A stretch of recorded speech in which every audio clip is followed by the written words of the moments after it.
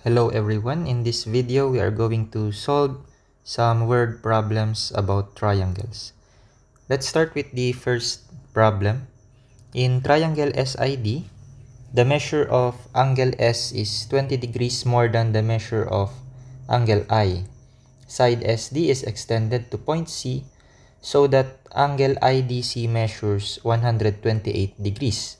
Find the measure of angle S. So since walang figure, we need to draw triangle SID. So we have here a triangle, and this is S, I, and D. So angle S is 20 degrees more than the measure of angle I. So if we write that, angle S is equal to angle I plus 20 degrees. And then side SD is extended.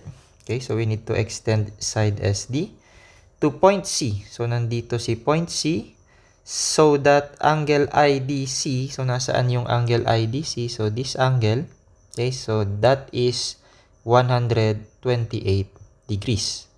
So find the measure of angle S. So ito yung hinahanap natin. So, ano yung mga given? Okay, so angle IDC, which is 128 degrees, that is an exterior angle.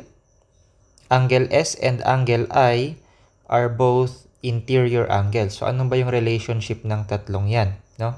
So, by the exterior angle theorem, so the measure of an exterior angle, so measure of angle IDC, is equal to the sum of the measures of the two remote interior angles.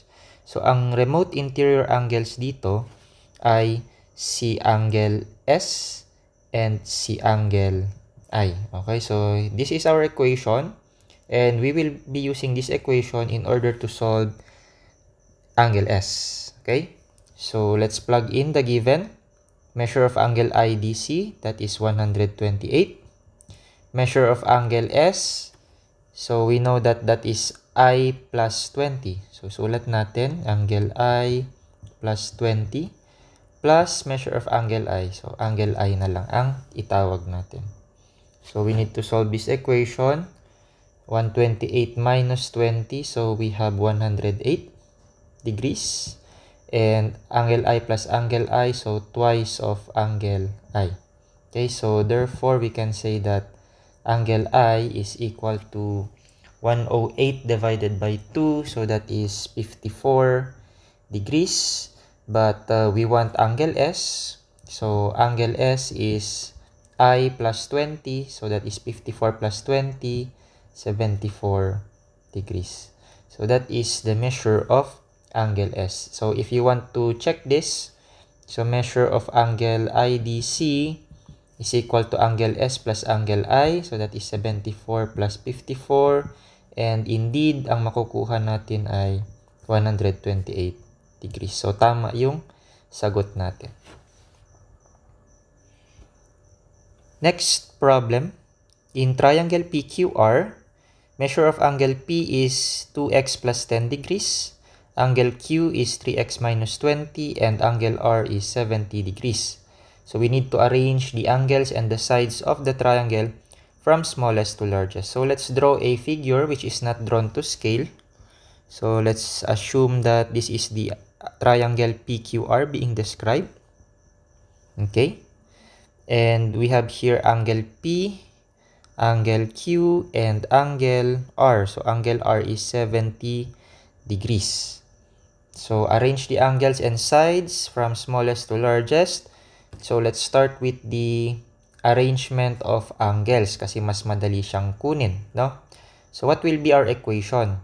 So we know these three angles, and if we get the sum, that should be equal to 180 degrees. Okay, so 2x plus 10 plus 3x minus 20 plus 70, that is equal to 180 degrees. So let's solve this equation.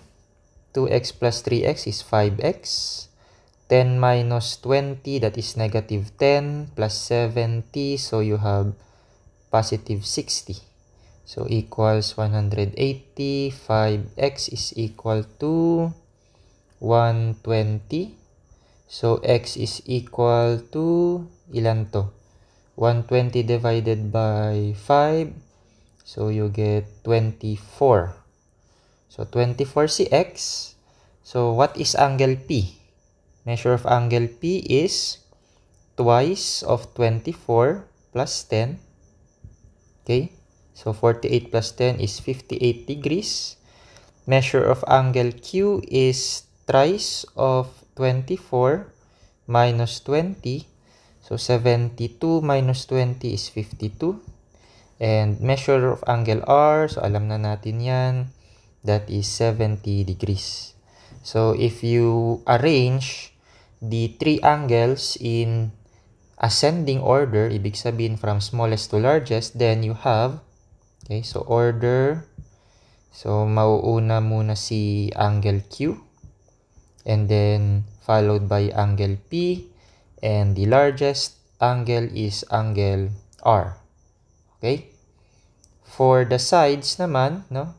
So we know that the opposite side to the smallest vertex or interior angle, so yun yung smallest side, okay, or the shortest side. So therefore, the shortest side here is the side opposite to angle Q, okay, which is side PR. So yan yung smallest side. Followed by the opposite side to angle P, which is QR, okay, and the largest or longest side is the side opposite to angle R, which is QP. Okay, so yan yung ating order of sides and order of angles from smallest to largest. Question number 3. The figure shows the first 6 right triangles in a growing pattern. So if we observe the given figure, nasaan dyan yung tinutukoy na 6 right triangles. So this is the first one. This is the first right triangle. Ito yon. Then followed by the second one. Ito yon. Followed by the third, the fourth, and so on and so forth. Okay, so itong last one na to, this is the 6th right triangle. So if the pattern continues, what is the hypotenuse of the 9th right triangle form? So pwede mo daw itong ituloy such that makakabuo ka pa ng right triangle. Okay, so first, second, third, fourth, fifth, and sixth. So ituloy mo yan 7, 8, and 9. So ang tinatanong, what is the hypotenuse of the 9th right triangle? Okay, so yan yung gusto nating hanapin. So since merong pattern, no, so there should be a pattern na makikita natin if we observe the hypotenuse, no? So for example, mag-start tayo sa first right triangle. So ano ba yung hypotenuse ng first right triangle, no? So kung titignan natin, let us erase the markings para mas malinaw. So for this first right triangle, the legs are 1 and 1. So ano yung ibig sabihin nun? This is an isosceles right triangle. So if the legs are both 1, so therefore the hypotenuse is 1 square root of 2. Okay, so that is square root of 2 units. Yan. So that is the hypotenuse of the first right triangle. Okay? Now let's move on to the second right triangle. So ito yon.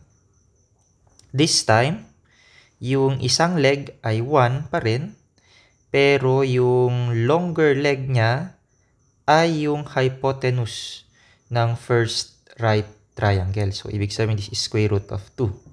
No? So 1 and square root of 2 are the legs. Paano kunin yung hypotenuse? So you can use here the Pythagorean theorem. So 1 squared plus square root of 2 squared is equal to c squared. Ilan yon? 1 plus 2. So that is 3. 3 is equal to c squared. So therefore, the hypotenuse of the second right triangle is square root of 3 units. Okay? Now, we can also do the same for the third right triangle. So, tignan natin no, kung ano ba yung pattern. So, for the third right triangle, the shortest leg is 1.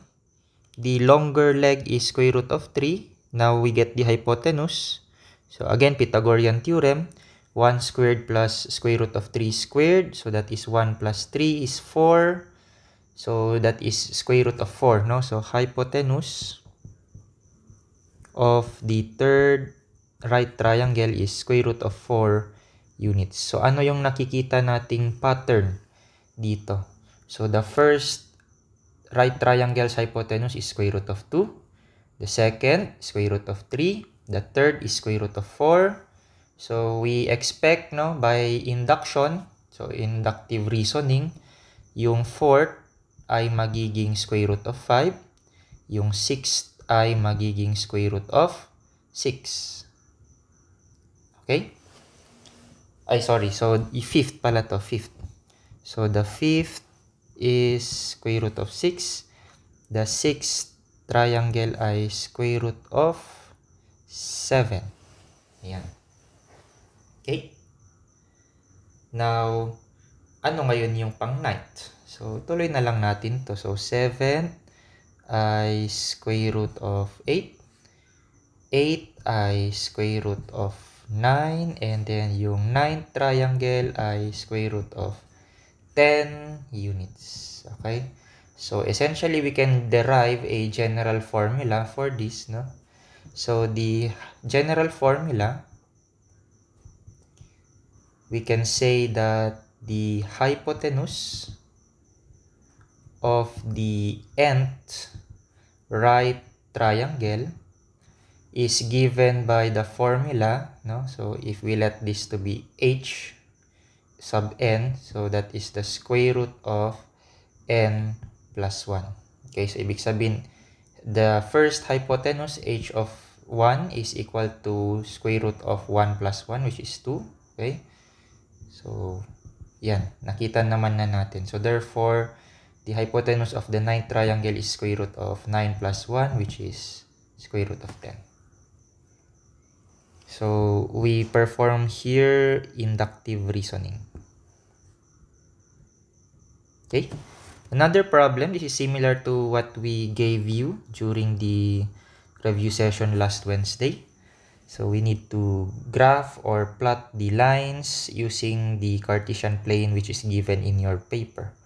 So, the lines y equals 0, x equals 6, and y equals x form a triangle on the Cartesian plane. So, let's first plot those three lines and see kung makakabuo tayo ng triangle based on those three lines. Okay, so y equals 0, essentially that is your x-axis. Okay, so this is the line y equals 0. So, x-axis yon, horizontal line. X equals 6, nasaan siya? So, that is the vertical line touching the point x equals 6. Okay, so this is this line. And then, y is equal to x, that is a diagonal line with slope equal to 1. No? So, ibig sabihin, it touches 1, 1, it touches 2, 2, 3, 3, and so on and so forth. So, pwede nating i-create yung diagonal line na yan. Okay? So, this is the line x equals y or y equals x. Pareho lang yan. So, nasaan yung triangle? So, obviously, ito yung triangle being described by the problem. Okay?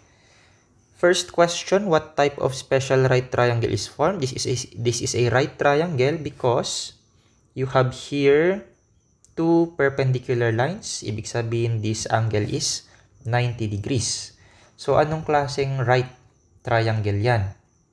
So, let's look at the measure or length of each leg. No? So, itong leg na to, ano kaya yung measurement niyan? No? So, we know that this point ay 6, 6. So therefore, this length is equal to 6 units. Okay? And this length is also equal to 6 units. So therefore, pareho yung legs. Makakabuo tayo ng 45, 45, 90 right triangle. Okay, so that is our answer for number 1. Number 2, we are done with that. Na-draw na natin yung triangle. And for the last item for this problem, ang sabi dito, we need to modify. Ibig sabihin, baguhin daw natin yung line na y equals x so that the new right triangle is formed with a hypotenuse of 10 units. Okay? So first and foremost, ano ba yung hypotenuse na to? So 10 units daw yung hypotenuse ng gusto nating gawin na right triangle. Pero yung existing natin ngayon, ang hypotenuse niya ay 6 square root of 2. Paano ko nakuha yung 6 square root of 2? So again, by using Pythagorean theorem or by using the shortcut kapag alam mo yung 45, 45, 90. No?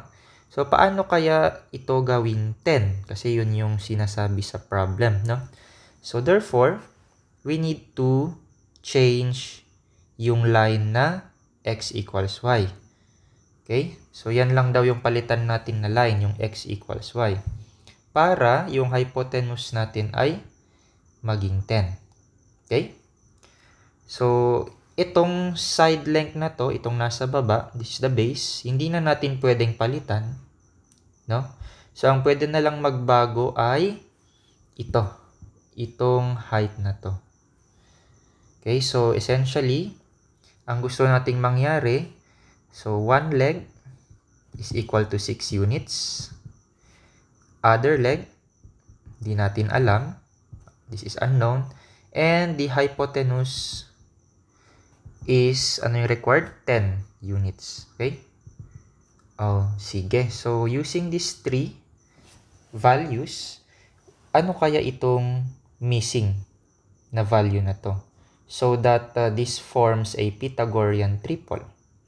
So, if you memorize or know yung na-discuss nating Pythagorean triple, okay, so we can say that the other leg should measure 8 units para ito ay maging Pythagorean triple. Okay, so ibig sabihin it follows the c squared is equal to a squared plus b squared na formula. Okay, so ibig sabihin 8 daw to, no? So what will be the coordinates of this point? So kung 8 yan, edi ibig sabihin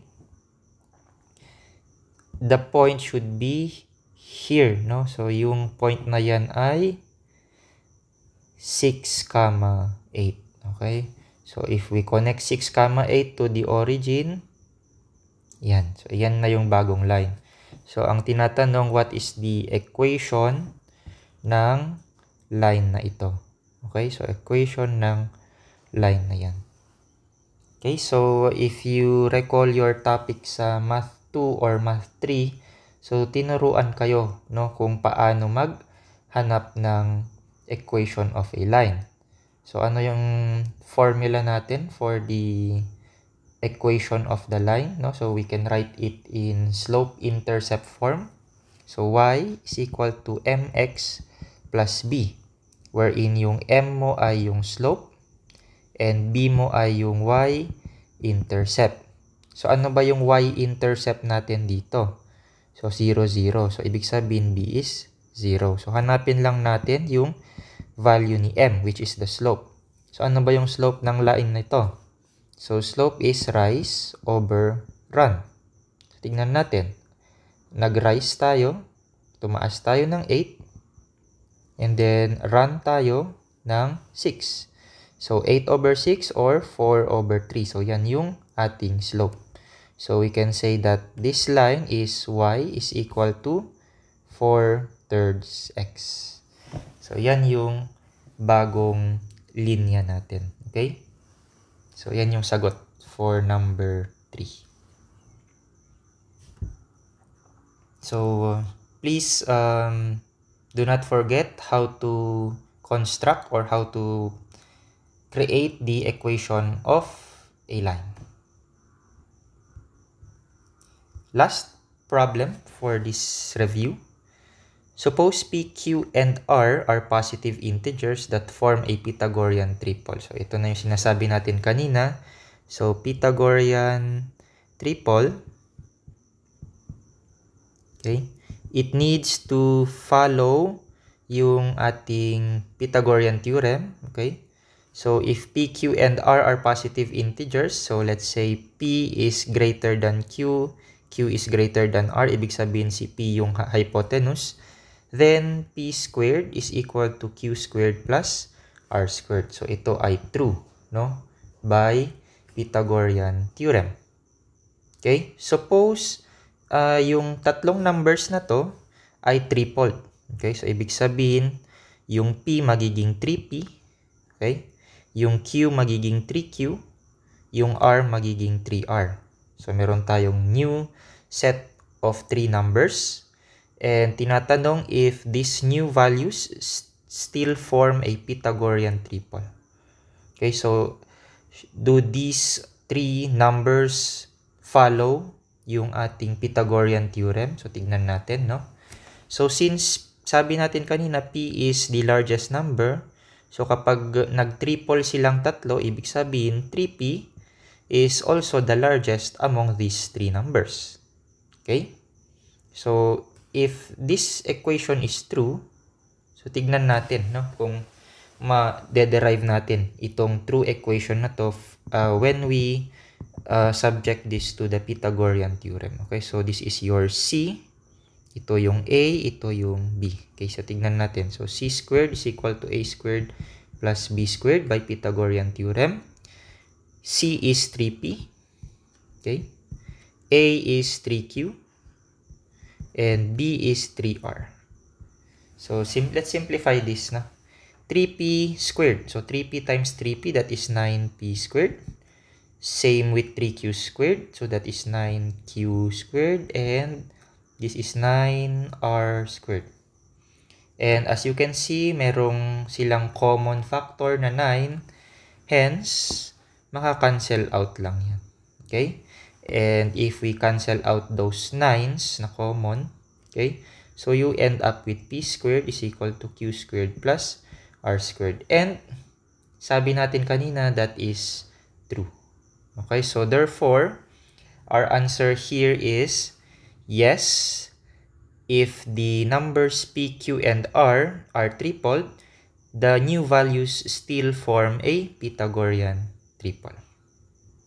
Okay, so ang justification natin, this Pythagorean theorem or equation.